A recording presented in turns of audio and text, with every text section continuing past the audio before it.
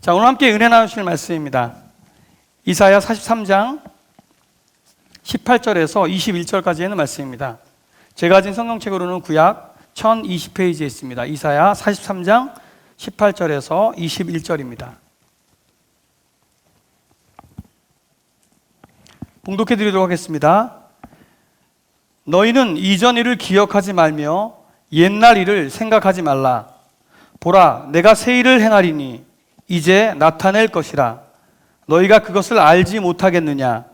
반드시 내가 광야의 길을 사막의 강을 내리니 장차 들짐승 곧 승냥이와 타조도 나를 존경할 것은 내가 광야의 물을 사막의 강들을 내어 내 백성 내가 택한 자에게 마시게 할 것임이라. 이 백성은 내가 나를 위하여 지었나니 나를 찬송하게 하려 함이니라. 아멘.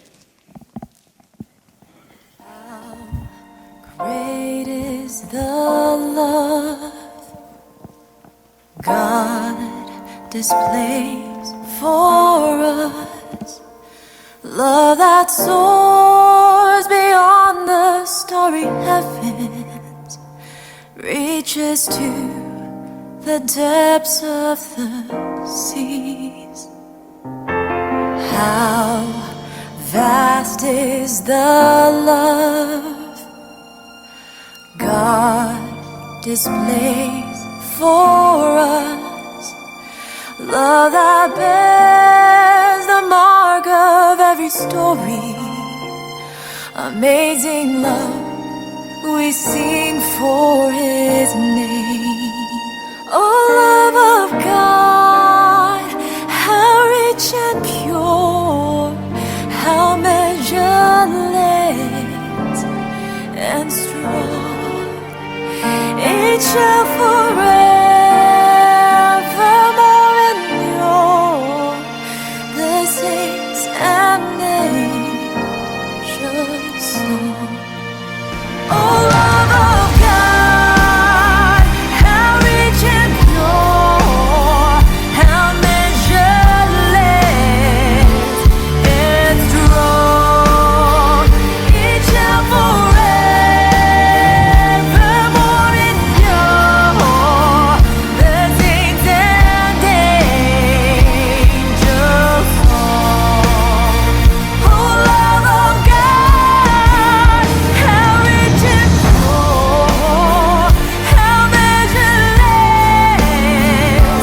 and strong, it shall forevermore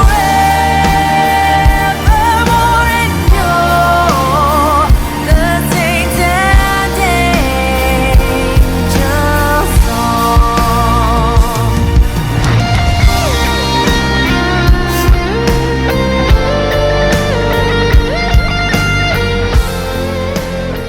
예, 광화문을 이렇게 지나다 보면 큰 빌딩에 좋은 식구, 문구들이 이렇게 걸려 있는 것을 볼 때가 있습니다. 최근에 좀 됐습니다만 가장 마음을 따뜻하게 했던 문구는 나태주 시인의 풀꽃이라고 하는 그 시가 적혀져 있었던 때가 있었어요. 가까이 보아야 예쁘다, 오래 보아야 사랑스럽다, 너도 그렇다. 굉장히 감동이 되는 그런 시구였었는데요. 우리 옆 사람한테 한번 좀 남사스럽지만 예, 좀 이렇게 인사했으면 좋겠어요. 가까이 보아야 그 식구를 얘기하라는 게 아니라 그 식구를 한번 우리의 마음으로 몸으로 한번 표현해 봤으면 좋겠습니다. 옆 사람 좀 가까이 그리고 오래 바라보면서 사랑한다고 고백하는 시간을 갖도록 합니다. 자, 시작. 이런 말 하시면 안 돼요. 가까이 보니까 모공이 보이네. 뭐 이런 얘기 하시면 안 돼요. 예. 예. 사실 우리가 같은 하늘 아래서 같은 지붕 밑에서 살면서 자주 보는 얼굴이지만 정말 가까이 본 적이 언제 있나? 또 오랫동안 지켜본 적이 언제 있나 생각할 수 있는 그런 식구였던 것 같습니다. 또 한 가지 2012년으로 제가 기억하는데 하도 제가 전문이 적혀 있진 않았지만 하도 감동이 돼서 제가 돌아와서 누구의 시인가 이렇게 찾아보고 기록해 놨던 시가 한 편이 있어요. 반칠환 씨 반치환이라고 하는 분이 쓰신 시인데요. 우리 교회 반용환 집사님하고 무슨 친척 관계인 것 같아. 아마 추석 때 만날 것 같아. 반치환, 반용환 그런. 반치환 시인의 시인데요. 그 새해 첫 기적이라고 하는 제목의 시입니다. 황새는 날아서, 말은 달려서, 거북이는 걸어서, 달팽이는 기어서, 군뱅이는 굴렀는데 한날 한시 새해 첫날에 도착했다. 바위는 앉은 채로 도착해 있었다. 좋죠, 여러분. 너무 뻔한 얘기지만 많은 걸 생각하게 하는 것 같아요. 황새처럼 날아도 말처럼 달려도 아마 멀리서 왔겠죠. 군뱅이는 굴러봤자 군뱅이지 뭐. 그런데 중요한 건 새해 첫 아침에 모두가 다 한자리에서 새해를 맞이하게 되었다는 겁니다. 하나님 앞에서의 우리의 모습이 그렇지 않을까요? 잘난 사람, 못난 사람, 많이 배운 사람, 그렇지 않은 사람, 있는 사람, 없는 사람, 각자의 다른 모습과 다른 능력으로 우리가 살아가지만 결국 하나님 앞에 서 있을 땐 다 똑같지 않을까요?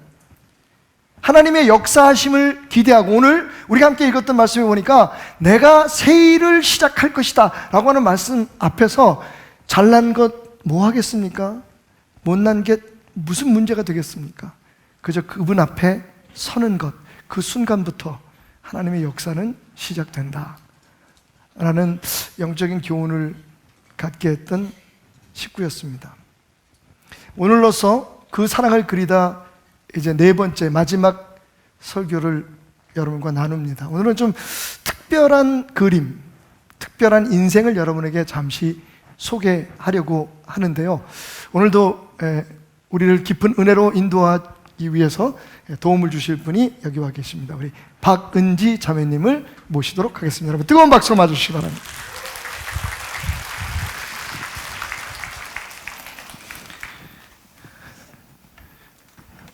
은지 자매님 어제 막 난리 났어요, 그죠? 여의도에서 막 불꽃놀이하고 어저께 생일이었다며? 예.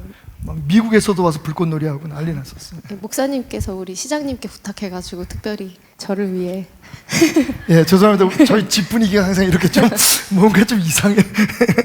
예, 오늘은 어떤 분에 대해서 소개를 해주시려고 오셨나요? 네, 오늘은 존 돌란이라는 화가를 살펴보도록 하겠습니다. 존 돌란. 예, 뭐 그동안에 우리가 르네상스 시대라든지 미술이 꽃을 피웠던 네덜란드의 그 화가들, 그 작품들 우리가 나눴잖아요. 네. 오늘은 그 현대화네요, 그죠? 네. 예, 그것도 아주 단조롭고 단순하게 그린, 저걸 펜화라 그러나요? 뭐라고 부르죠? 네, 펜으로 그린 이제 크로키 혹은 스케치라고 보시면 예, 좋을 것 같습니다. 예. 자, 일단 그러면 존 돌란에 대한 이야기를 조금 듣고 싶습니다. 네. 어떤 사람인가요? 네, 존 돌란의 그림에 대해서 이야기하기 위해서는 존 네. 돌란의 삶을 먼저 살펴보아야 되는데요. 맞아요. 예. 네. 그러니까 어떤 그림 작품은 그 사람 삶에서 나오는 거니까. 예, 삶을 담고 있기 네. 때문에 네. 그렇습니다. 네, 존은 이제 보시면 알겠지만 노숙자였습니다. 네.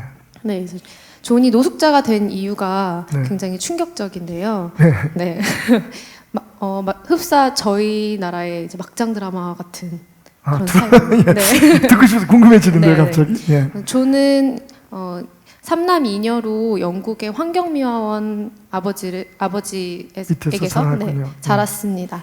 근데 본인이 알고 있던 아버지와 누나가 사실은 본인의 할아버지와 어머니였던 사실을 네, 그 출생의 비밀을 감추고 네. 할아버지가 아버지처럼 네, 키웠군요. 네, 그래서 누나로 알고 있던 이제 어머니가 너무 어린 나이에 아이를 낳아서 그랬군요. 할아버지 네. 밑에서 자랐는데 그 사실을 청소년기 굉장히 예민한 시기에 알게 됐습니다. 네. 그래서 존 돌란이 그 사실을 알고 너무 충격을 받아서 이제 술을 하게 됐고 마약을 하게 됐고 그게 이제 점차 더 커지면서 네.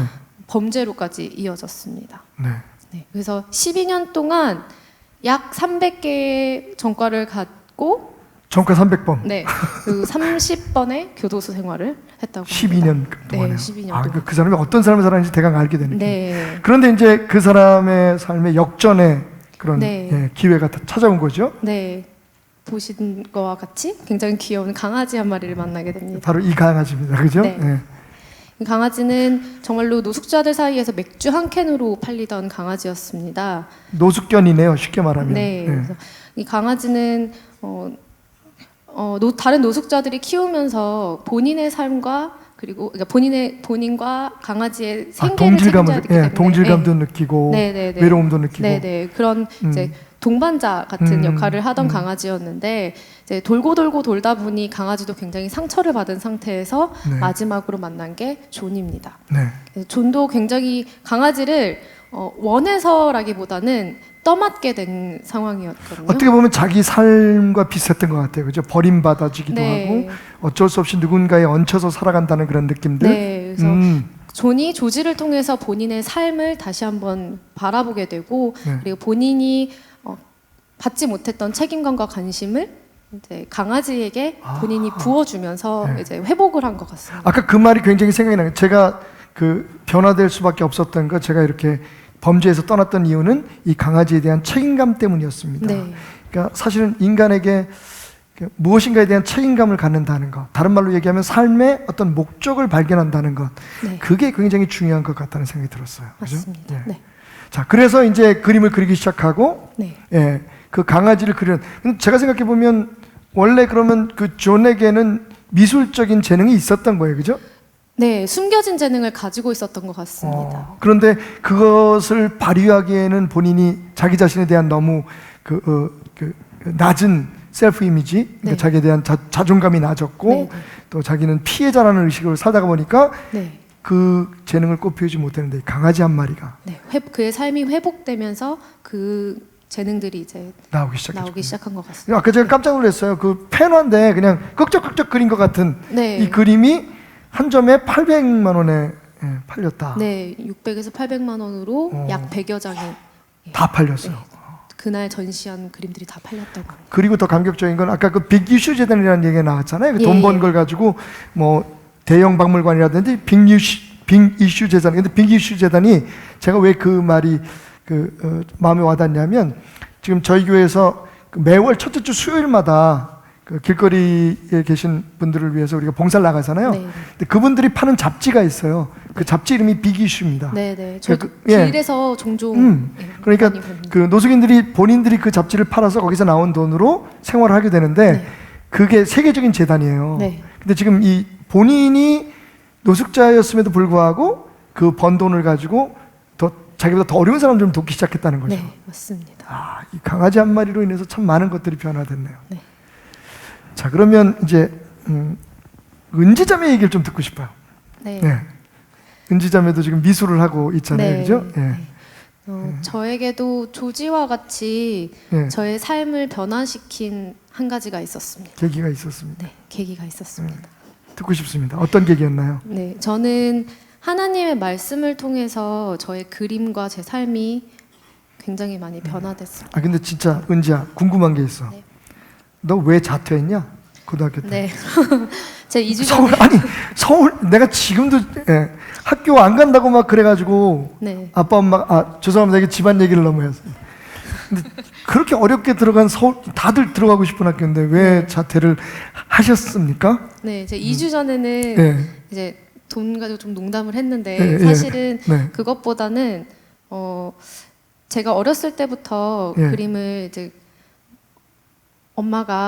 어머니께서 이제 아버지가 예배를 이제 하시고 집회 가시고 부흥회 가실 때마다 얌전히 있으라는 뜻에서 컬러링북하고 크레용을 항상 지어주셨어요. 그래서 제가 항상 색칠 공부를 하는 거에 굉장히 익숙해져 있었는데 예쁘게 칠하고 잘 그릴 때마다 칭찬을 해주시는 거예요. 그래서 그게 사실은 그림을 그리게 된 첫 계기로 보시면 좋을 것 같고요. 칭찬받는 게 좋았군요. 네, 관심 받는 게 좋았던 것 같습니다. 관심 받는 게 좋. 네, 그러다가 우연히 예원 학교에 대해서 듣게 돼서 중학교 예원 중학교죠. 네, 네. 그래서 초등학교 때는 막연히 예원을 가는 게 제 꿈이었습니다. 그 다음엔 떨어졌잖아요, 근데. 네 시험장에서 친구랑 놀았어요. 자, 그래서 이제 그 일반 중학교를 들어갔어요. 네, 그래서 인문계 중학교를 들어가서 정말 힘들게 열심히 네, 해가지고 예고를 들어가게 됐습니다. 지금 생각해 보면 미술 아니래도 공부를 해도 좋은 대학 들어갈 수 있었을 거예요. 네. 제가 제 기억으로는 꽤 공부를 잘한 걸로 알고 있는데. 저희 오빠가 공부를 너무 잘해버려서 음. 저도 그만큼 해야 되는 줄만 알고 있었는데요. 전 예체능이잖아요. 예, 예. 네, 뒤늦게 깨달았습니다. 그만큼 열심히 안 해도 해도 된다. 되는 거였었는데 그랬구나. 어쨌든 서울 예고를 들어갔어요. 네, 그래서 예고에 들어가서 제 마지막 꿈을 또 이뤘는데 그 다음에 다시 생긴 꿈이 이제 뭘까요? 서울대 들어가는 거? 네, 대학교였습니다. 그렇지. 네. 예. 네, 미술과 정원이 한 학년에 150명이었는데 150명의 모두의 꿈이 서울대. 서울대였습니다. 그래서 그 이야기를 듣고 저는 나는 더 큰 물에서 놀아야지 음. 싶어서 예. 네, 미국으로 유학을 가게 네 돼서. 서울대를 포기했습니다. 그러니까 그 견디기가 힘들어서 그만둔 게 아니라 이건 아니구나, 더 큰 물에서 놀겠다 그래서 미국에 가셨군요. 네, 사실은 미국에 가서 고생을 좀 하셨잖아요, 그죠? 그렇죠. 뭐 어쨌든 이런 여러 과정을 통해서 이제 보스턴에 가서 정말 원하던 학교를 들어가게 되고 거기서 공부를 하게 되었는데, 네, 자, 그 얘기를 듣고 싶습니다. 초창기에 그 은지자매의 그림은 어땠나요? 제 초창기의 그림은 주제가 항상 소외감 그리고 외로움이었습니다. 자, 여기 그림이 하나 떴는데요. 네, 이게 자화상입니까? 네, 제 어릴 적 모습을 야, 담은 자화상입니다. 용됐어. 네, 많이 썼습니다. 아니 내가 생각할 때는 우리 라일이도 희망이 있다. 예. 지금 얼굴에 너무 상심하지 마시고. 저보다 나은 것 같습니다. 이제 이게 지금 자화상이잖아요. 네. 근데 보면 정말 이렇게 길거리에 혼자 이렇게 주저앉아 있는 모습. 네. 예. 그래서 무슨 저의 뜻인가요? 어릴 적 모습을 그린 이유는 어린아이처럼 무력하고 보호가 필요한 제 자신을 본인이 그려낸 그렇게 거죠. 느끼셨군요. 네. 예. 그리고 주변에 있는 이제 사람들의 모습들은 저를 제외한 모든 사람들이 각자의 모습으로 살아가는데. 네, 살아가고 있는데 다 저와는 관련이 없는 것 같고, 네, 저의 이제 테두리 겉을 이제 겉돌고 있는 것 같은 그런 느낌. 자, 그림이 하나 더 있어요. 이거는 뭔가 이게 펜화인가요? 아니면 이건 네. 이거는 석판화입니다. 판화요? 네, 큰 돌 위에 그림을 네. 그려서 이제 찍어내는 판화입니다. 역시 이 그림도 보면 지금 이제 아까는 그냥 앉아 있었는데 조그만 아기가 네. 근데 지금은 이제 좀 컸는데 울고 있어요. 네, 그리고 주변에 사람들이 여기저기 점처럼 각기 자기 일들을 하고 있습니다. 이건 주제가 뭐였었나요? 이것도 마찬가지로 사람들 속에서 느끼는 외로움이었는데요. 제가 비록 성장을 했지만 그럼에도 불구하고 여전히 저는 세상에 등지고 혼자 살아가는 것 같은 느낌의 그림입니다. 아빠 엄마가 너한테 그렇게 못했냐? 아니요, 이 당시에는 응. 저에게는 저밖에 생각할 시간이 없었습니다. 다른 주변을 둘러볼 여유가 없었고, 그리고 이 당시에 사실 이 그림을 계속 유지하며 그렸던 이유는 동양인으로서 타지에 와서 혼자 느끼는 외로움은 사실 그 지역에 사는 사람들은 느낄 수 없는 감정이잖아요. 그러니까 특이한 거군요. 쉽게 말하면 그 사람들한테는. 그렇죠. 그 사람들에겐 자극적이고 색다른 감정이었기 때문에 잘 먹혔죠. 그런데 그러던 은지자매에게 아까 얘기했던 것처럼 예. 하나님의 말씀으로. 하나님의 말씀으로 변화되는 과정이. 네. 자, 그래서 그린 그림이 이것도 역시 자화상인가요? 네, 제 자화상이고요. 얼굴은 없지만 제 자화상이 맞습니다. 뒷모습은 예쁘네. 네. 자, 근데 이게 좀 달라졌어요, 그죠? 예전에는 이렇게 사람들을 등지고 앞을 보고 있었다면 지금은 사람들을 향해서 서 있어요. 네. 예, 그 본인을 변화시킨 말씀은 무엇이고 이 그림의 의미는 뭡니까? 일단 제가 그 소외감이라는 그림을 계속 그리면서 네. 그런 감정을 느끼기 위해서는 저를 계속 동떨어지게 만들어야 되는 거예요. 그게 예술가들이 네. 빠지는 함정이죠. 그죠? 선 하나의 감정이 실려 있다고 얘기하잖아요. 예. 그래서 그 감정을 가지고 그리지 않고서는 온전히 전달되지 않겠다라는 그럼 생각에 그냥 막 그렇게 생각해야겠네. 나는 외롭다. 나는 네. 소외됐다. 네. 나는 가치가 없다. 막 이런 네. 생각을 하고 살았어요. 네. 그러니까 겉으로는 사실 사람들과 굉장히 잘 어울렸는데도 불구하고 제가 그림을 그릴 때만큼은 나는 외로워, 나는 소외된 사람이야라고 생각하고 그림을 그리다 보니까 영적으로 굉장히 피폐해지는 거예요. 네. 그래서 사실 굉장히 힘든 시기가 있었는데 제가 네. 그래서 1년 동안 그림을 안 그린 적이 있어요. 예. 그 기간 동안 사실 교회에도 굉장히 열심히 다니면서 말씀으로 회복받고 찬양으로 회복을 많이 받았는데 네. 그때 하나님께서 저에게 몇 주 동안 연속적으로 주신 말씀이 이제 이사야 43장 21절 말씀이었거든요. 네. 이사야 43장 20절 오늘 우리 본문 말씀이에요. 예. 예. 그래서 하나님께서 우리를 하나님을 위해서 지으셨는데 그 이유가 하나님을 찬양하기, 네, 찬송하기 위해서. 위해서다. 네, 그렇습니다. 그래서 제 생각이 어떻게 바뀌었냐면 외로움에서 나는 하나님을 찬송하기 위해서 살아가고 있고 하나님을 찬송하기 위해 그림을 그리는 거야라고 바뀌었습니다. 완전 생각의 전환이네요. 네. 그죠? 태도의 전환이 네. 이루어졌어요. 사실 이 그림은 굉장히 그전 그림과 비슷할 수 있지만 그래도 제 마음 속에는 이 그림 속에서 제 자신은 세상을 바라보고 하나님이 만드신 거에 집중하는 모습이라고 봐주시면 이제는 좋을 것 같아요. 세상에서 관심을 받는 존재가 아니라 세상에 관심을 쏟을 수 있는 존재로 지금 세상을 향할 수 있는 용기를 네. 갖게 된 그림이군요. 네. 이제. 예. 요즘은 어떻습니까? 요즘도 제가 하나님께서 주신 말씀처럼 하루하루를 찬송하는 삶을 살려고 되게 노력을 많이 하고 있는데 애 키우면서는 좀 어렵죠? 네, 시험에 듭니다. 얼마 전에 그 은지자매하고 이비인후과 한번 갔었잖아요. 네, 그렇게 찬송 부르기를 좋아하는데 네, 목에 폴립이 생겼어요. 네, 노래를 더 이상 부르면 안 된다고. 네. 그때 은지자매의 표정이 저에겐 굉장히 마음이 자, 아팠어요. 그림 그리는 거 이외에 하나의 삶의 낙은 찬양하는 거였거든요. 그 순간이 너무 좋았는데 그걸 더 이상 할 수 없다고 생각하니까 정말 하늘이 무너지는 것 하나님 같았죠. 왜 그러셨을까요? 그것 또한 네, 하나님의 뜻이었으리라 생각하고 지금은 굉장히 많이 회복되고 네. 지금은 예전보다는 낮은 음역대로 노래를 불러야 되는데 그래도 노래를 할 수 있게 하신 거에 너무 감사합니다. 네. 미술 가지고 찬송을 부른다. 그러니까 지금 이제 은지자매가 하는 모든 일들이 하나님 앞에 찬송이 되고 찬양이 된다는 것을 믿고 또 그러기 위해서 살아가고 있는 거군요. 네. 내년에 그래서 일을 저지르신다고요. 네, 내년에는 네, 화끈하게 찬송하려고 예. 저희가 가족이 말레이시아로 선교를 갑니다. 원래 그런 계획이 있었었나요? 저희가 사실은 연애를 시작하기 전에 너의 비전은 뭐야? 라는 질문으로 시작했습니다. 서로. 네. 그래서 답이 공통된 비전이 이제 세상에 나아가 선교하는 거였습니다. 그래서 아이를 데리고 갑니다. 말레이시아.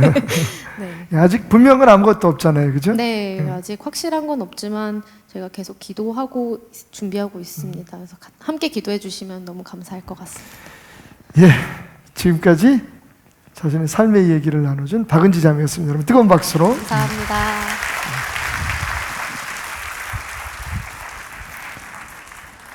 아빠가 잘못한 것 같아, 그죠? 아니요.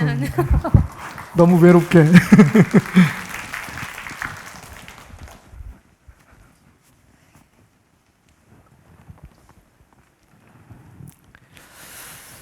예, 하나님은 우리의 삶에 새로운 일을 시작하기를 원하십니다. 만약 우리가 하나님이 그렇게 하실 수 있도록 우리 자신을 그분께 맡기고 그분 앞에 설 수 있다면 말이죠. 그러기 위해서 우리가 기억해야 될 몇 가지가 있습니다. 첫째, 우리의 삶이 하나님을 찬송하기 위해서 지어졌다는 것을 기억하는 겁니다. 이사야서 43장 7절에 보면 하나님이 우리를 창조하신 목적에 대해서 이렇게 말씀하고 계시죠. 내 이름으로 불려지는 모든 자, 곧 내가 내 영광을 위하여 창조한 자를 오게 하라. 그를 내가 지었고 그를 내가 만들어내리라. 하나님께서 저와 여러분들을 만드신 이유가 영광을 받으시기 위해서라고 말합니다. 뭐라고요? 그러면 하나님께 영광 돌리는 방법은 구체적으로 뭘까요? 바로 거기에 대한 답이 오늘 우리가 함께 읽었던 이사야 43장 21절입니다. 이 백성은 내가 나를 위하여 지었나니. 저는 오늘 이 말씀을 보면서 충격을 받았어요. 여러분이 하나님을 위해서 지어진 존재임을 믿습니까? 그냥 우연히 세상에 만들어지거나 어떻게 살다 보니까 여기까지 온 게 아니라 하나님께서 여러분을 지으실 때 하나님을 위한 목적으로 지으셨다는 거예요. 여러분은 하나님에게 굉장히 중요한 존재입니다. 그런데 무엇을 위해서라고요? 나를 찬송하게 하기 위해서다. 할렐루야.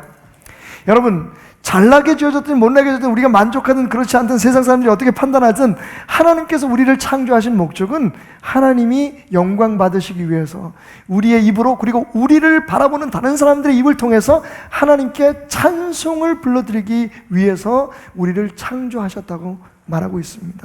성공을 위해서가 아닙니다. 세상에서 잘 살았다고 큰소리치고 자네들 좋은 대학교 보냈다고 자랑할 목적으로 우리를 지으신 것이 아니라고 말씀하십니다. 우리의 삶의 모든 영역에서, 모든 곳에서 하나님은 찬양을 받으시기를 원하십니다.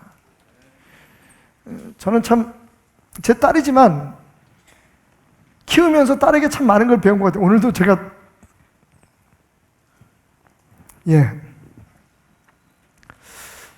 요즘 젊은이들이 참 그게 좋아요. 그죠? 대부분 우리처럼 나는 뭐가 되는 게 꿈이야. 나는 어떤 몇 평짜리 집에서 올해 우리 회사의 목표는 매출을 얼마나 올리는 거야. 사실은 눈에 보이는 어떤 목표 자체가 목적이 아님을 젊은 크리스천들은 알고 있는 것 같아요. 궁극적으로 하나님께서 우리에게 이 일을 하게 하신 것, 나를 이곳에 세워놓으신 이유가 하나님의 영광을 나타내기 위함이다라고 하는, 하나님께 찬송을 부르기 위한 그런 큰 목적을 가지고 우리가 살아간다면, 지금 당장 우리 눈앞에 어떤 목표가 이루어지든 그렇지 않든 거기에 그렇게 민감하게 반응할 이유는 없는 거죠. 그렇습니다, 여러분. 제가 아주 하나님이 여러분들을 창조하신 목적을 쉽게 기억할 수 있도록 알려드릴게요. 자, 오른손을 드셔서 손가락 4개를 펴십시오. 자, 4, 3, 2, 1. 이사야 43장 21절. 여러분, 이 말씀을 꼭 기억하십시오. 어디라고요? 혹시 이렇게 했는데도 이 말씀을 기억하지 못하시는 분이 계신다면 저를 조용히 찾아오시면 특별 안수해드리겠습니다. 심각합니다. 이사야 43장 21절이 하나님이 우리를 창조하신 이유예요. 목적입니다. 나를 찬송하기 위해서다. 할렐루야. 우리가 어디에서 무엇을 하든, 우리가 누구로 살아가든 그 모든 것이 다 하나님의 찬송이 되어지기를 주님으로 축원드립니다. 많이 벌고 적게 벌고 성공하고 실패하고 그건 세상의 기준일 뿐이에요. 하나님이 궁극적으로 우리에게 원하시는 것은 하나님의 찬송이 되는 것이다. 하나님이 찬송이 되는 것이다. 그리고 중요한 건 우리가 어떤 모습으로 살아가든 하나님은 이미 우리에게 하나님 찬송을 받으실 준비가 되어 있다는 겁니다. 황새는 날아서, 말은 달려서, 군뱅이는 굴렀는데 새해 첫날 한날 1시에 도착했다. 하나님 앞에서 하나님 쓰시는데 다른 건 조건이 없습니다.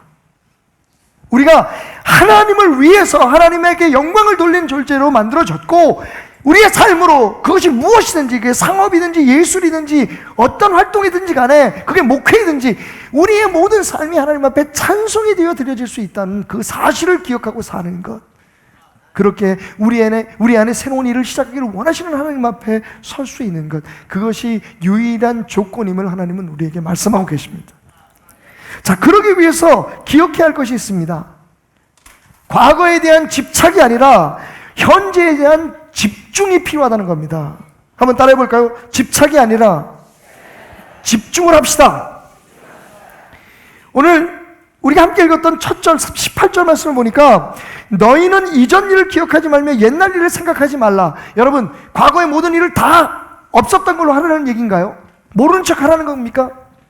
망각하라는 겁니다. 아닙니다. 왜냐하면 하나님이 그 앞에 뭐라고 말씀하시냐면 16절 17절 나 여호와가 이같이 말하노라. 바다 가운데 길을, 큰 물 가운데 지름길을 내고 병거와 말과 군대의 용사를 이끌어내어 그들이 일시에 엎드려져 일어나지 못하고 소멸하기를 꺼져가는 등불 같게 하였느니라. 하나님께서 이스라엘 백성의 과거에 하신 일들, 이스라엘 백성들을 위해서 하신 역사에 대해서 이야기하고 있습니다. 자, 이 이야기는 우리에게 어떤 말씀을 기억하게 하나요? 홍해바다의 사건이죠. 내가 너희를 애굽에서 노예된 그런 너희들의 삶 속에서 어떻게 너희를 구해냈는지 그것을 하나님은 지금 기억하라고 말씀하십니다. 그리고는 말씀하시기를 과거는 기억하지 말고 생각하지 마라. 여러분, 무슨 뜻일까요? 집착하지 말라는 겁니다. 과거에 너희들이 어떻게 살았는지, 과거에 너희들이 얼마나 성공을 했는지 그 일을 기억하지 말라는 게 아닙니다. 성경은 우리에게 기억하라는 말을 참 많이 합니다. 근데 문제는 뭡니까? 왜 잊으라고 말합니까? 왜 생각하지 말라고 말합니까? 많은 사람들이 과거의 상처, 과거의 아픈 일들, 과거의 우리의 모습, 그리고 과거의 성공한 일들, 과거에 잘된 것들을 거기에 집착을 해서 거기에 매여서 하나님이 새로운 일을 시작하려고 하는데 No! 나는 과거가 좋았습니다. 아니, 하나님이라도 나같이 상처 있는 사람, 나같이 실패했던 과거를 가진 사람은 절대로 새롭게 하실 수 없습니다라고 버티고 있기 때문입니다. 하나님의 은혜를 기억합시다. 하나님의 선하심을 생각합시다. 하지만 여러분, 절대로 여러분의 삶 속의 상처와 아픔들, 그리고 성공과 자랑거리에 집착하지 않기를 주님의 이름으로 축원드립니다. 옛날에는 그랬는데 나는 옛날에 이래서 지금도 안 돼, 이런 생각을 버리라는 겁니다. 하나님이 말씀하십니다. 내가 새 일을 시작하리라. 이제 그 일을 행하려고 한다. 오늘도 혹시 과거의 상처 때문에 더 이상은 아무것도 할 수 없고 더 이상 아무런 좋은 것도 내 삶에 일어날 수 없다고 생각하시는 분이 계신다면 오늘 말씀을 기억하십시오. 지금 우리가 해야 될 건 과거에 우리의 삶에 대한 집착이 아니라 지금 바로 이 자리에서 어떻게 하나님 앞에 영광이 되고 우리의 삶, 주어진 것, 우리가 지금 걸어가고 있는 이 현장에서 어떻게 하나님을 찬송할 수 있느냐 하는 겁니다. 한 사람의 노숙자의 변화를 보셨습니다. 여러분, 개 한 마리를 통해서 삶의 목적을 발견하고 내가 해야 할 일이 있다는 책임감을 갖게 되니까 사람이 변하는 거예요. 우리에게는 돌봐야 될 수많은 사람들이 있습니다. 무엇보다도 우리에게는 영광을 돌려야 될 하나님이 있습니다. 우리를 위해 십자가에 피 흘려 죽기까지 우리를 우리 되게 하신 그분의 사랑이 있습니다.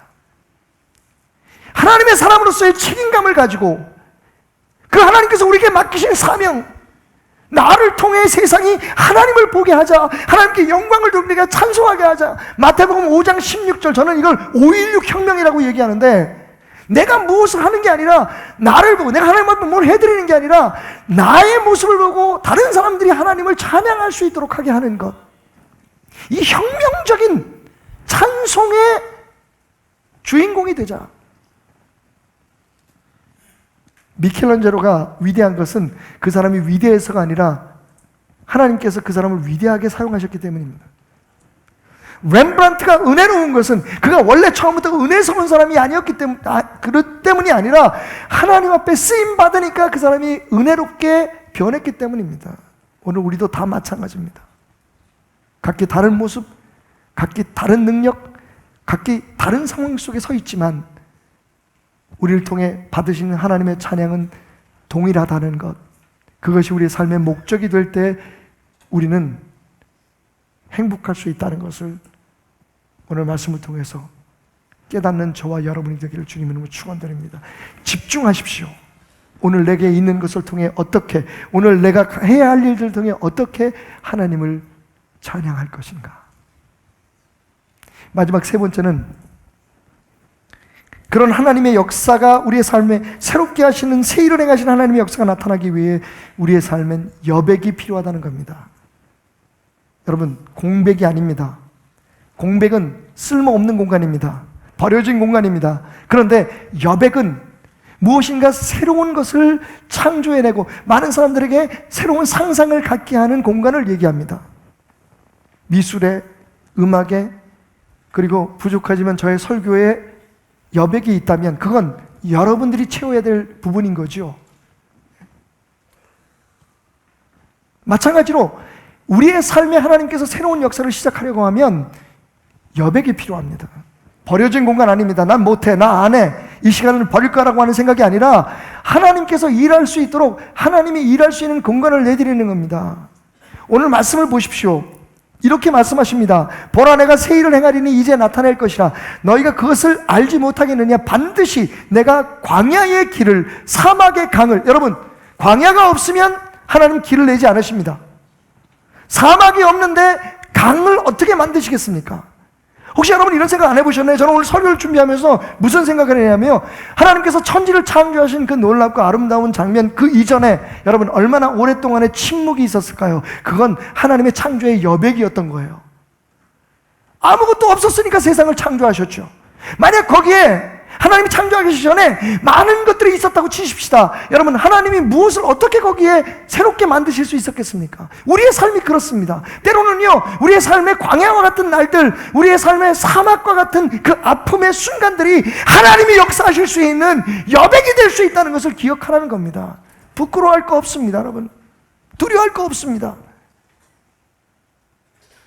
우리가 4, 3, 2, 1 하나님의 찬송을 위해서, 하나님을 위해서 지어진 존재라는 그 위대한 자존감 앞에서 오늘 어떻게 내게 주어진 것, 내가 어디 있든지 무엇을 하는지 내 삶을 통해 하나님은 지금 찬송을 받고 있다, 나를 바라보는 다른 사람들이 하나님을 나로 인해서 찬송하고 있다는 생각을 가지고 우리의 삶의 모든 영역 속에 하나님이 일할 수 있는 공간들을 만들어 놓으면, 아프면 아픈 대로, 힘들면 힘든 대로, 내가 자꾸만 뭘 하려고 하니까, 내 뜻대로 뭘 하려고 하니까 힘겹고 어렵고 하나님은 더 이상 역사할 수 없는 겁니다. 포기한 사람 삶에는 공백만 있습니다. 그 무엇도 채울 수 없는. 하지만 하나님 앞에 맡기고 한 걸음 뒤로 물러서는 사람에게는 항상 여백이 존재합니다. 박은희 자매의 간증 가운데 제 마음속에 항상 남아있던 건, 지금 여러분들이 보시는 그 그림들은 은지 자매가 그린 목터나예요. 처음에 제가 봤을 때, 은지야, 왜 그림 완성 안 했어? 항상 어떤 사람의 모습이 구석에 이렇게 있어요. 피아노를 치고 있든지 아니면 책을 보고 있든지 생각에 빠져 있든지. 은지가 얘기합니다. 아빠, 안 보이세요? 여기 지금 하나님이 역사하고 계시는 공간이에요. 깨갱. 모르겠어요. 진짜인지 아니면 그리기 싫어가지고 귀찮아가지고 거기까지 한 건지. 그런데 본인은 극구 주장합니다. 내가 이 공간을 만들지 않으면 어디 하나님이 계시겠습니까? 여러분, 오늘 우리들의 문제가 그겁니다. 우리들로 너무 가득 차 있다는 것. 내 생각으로, 내 판단으로, 내가 할 수 있다고 하는 자신감으로 우리의 삶이 가득 차 있는 이상, 과거의 상처와 아픔 때문에 나는 못해요, 나는 그런 사람이니까 날 있는 대로 받아주십시오라고 고집하는 이상 하나님은 새로운 일을 시작하지 않으실 겁니다. 옛날이 좋았는데, 옛날에 정말 멋있었는데, 나 잘 나갔는데, 여러분, 그 생각에 집착하고 있는 이상, 그 생각이 가득한 그 삶의 현장에 하나님의 일할 자리는 없습니다. 얼마 전 우리나라의 음악 분야에서 명문대학이라고 하는 대학의 피아노과 교수님을 만났습니다. 그런 얘기를 하시더라고요. 목사님들 이렇게 만난 자리에서, 목사님, 제가요 올 1학년들 들어왔을 때 첫 시험을 치는데 애가 하도 긴장을 해가지고 제가 하도 안쓰러워서 긴장을 풀어주라고, 야, 너 그런 거 치지 말고 너 가요 한번 쳐봐 그랬대요. 그랬더니 이 아이가 아무것도 못하고 가만히 앉아있더래요. 조금 있더니 눈물을 뚝뚝 흘리면서, 교수님, 저 입시 준비하느라고 가요 한 개도 몰라요 그러더라고요. 더 이상 그 아이를 위해서 아무것도 해줄 것이 없었답니다. 미술 얘기가 나왔으니까 유명한 얘기가 있죠. 미국에 우리 은지자매처럼 공부하러 간 사람들을 보면 미국 미대 교수들이 깜짝 놀란대요. 세 가지 일 때문에. 첫째, 이 나이에 그림을 이렇게 잘 그릴 수가 있을까? 대한민국 아이들이 그림을 너무 잘 그려요. 두 번째 근데 놀랐는데, 그런데 이상하다. 어제 본 그림인데 어쩜 이렇게 다 똑같이 그릴까? 세 번째 놀라는 이유가 뭔지 압니까? 학년이 올라가도 어쩌면 이렇게 실력이 안 늘까? 뭐가 문제죠? 매일 입시에만 초점을 맞춰서 공부했기 때문입니다. 세상이 알아주는, 나도 모르게 주입된 그 목표를 향해서 열심히 달려가다 보니 주변에 있는 것은 아무것도 못 보고 살아가는 거예요. 거기 주님이 일할 장소가 어디 있겠습니까? 우리 그렇게 살아왔고 지금 우리 아이들을 그렇게 몰아가고 있지는 않습니까? 여러분, 존 돌란이 만약 화가가 되지 않았다면, 길거리에 화가가 되지 않았다면 그 모든 것들이 다 하나님의 역사였겠지만, 여러분, 그의 삶은 얼마나 비참했겠습니까? 그런데 그의 삶이 오히려 자기보다 더 힘들고 어려운 사람을 도와줄 수 있는 상황에까지 성장할 수 있었던 건 또 이것도 사실입니다. 그 전에 그의 불행한 삶이 없었다면 그의 그림이나 그의 인생이 그렇게 많은 사람들에게 감동을 줄 수 있었을까요? 하나님은 광야에 길을 내시고 사막에 강을 내신다고 말씀하십니다. 우리의 삶에 사막이 있습니까? 광야가 있습니까? 하나님이 역사할 공간입니다. 그걸 막 덮으려고 하지 말고, 그걸 막 우리의 힘으로 개간하려고 하지 말고, 난 그래서 아무것도 못한다고 뒤로 자빠지지 말고 하나님이 역사하실 수 있도록 그분 앞에 여백으로 드리십시오. 하나님이 우리가 내어놓은 그 공간에 하나님의 놀라운 그림들을 채워 주실 것입니다. 아무리 바빠도 찬송가 말고 참 마음을 따뜻하게 하는 가요 몇 곡 정도는 부르십시오. 그리고 부탁합니다. 이번 추석 때 가족들 모이면 기왕 고스톱을 치려면 꼭 따십시오.